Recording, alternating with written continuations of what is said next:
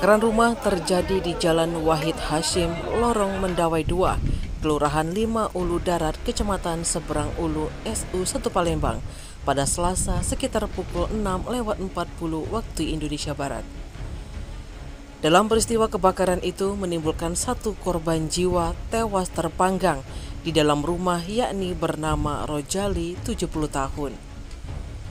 Warga sekitar yang melihat kobaran api langsung bergotong royong menggunakan air dan alat seadanya untuk memadamkan api.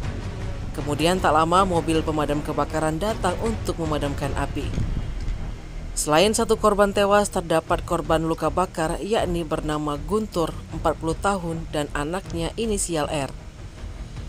Kapolsek Seberang Ulu, SU 1 Palembang, Kompol Alek Andrian melalui Wakapolsek SU 1 AKP Saiful membenarkan telah terjadi peristiwa kebakaran satu unit rumah milik Rojali. Kepala Pos Damkar Seberang Ulu 1 Palembang, Ayub, mengatakan musibah kebakaran tersebut terjadi sejak pukul 6:40 yang berasal dari rumah Rojali. Kobaran api berhasil dipadamkan 1 jam setelah kejadian. Kebakaran kemudian? Pagi ini dapat laporan dari masyarakat.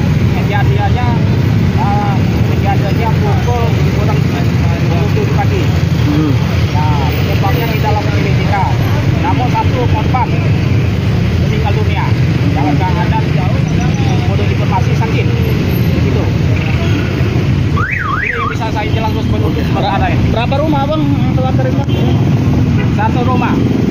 Berhasil satu rumah. Asal api dari mana nih bang? Dalam penyelidikan kita belum tahu.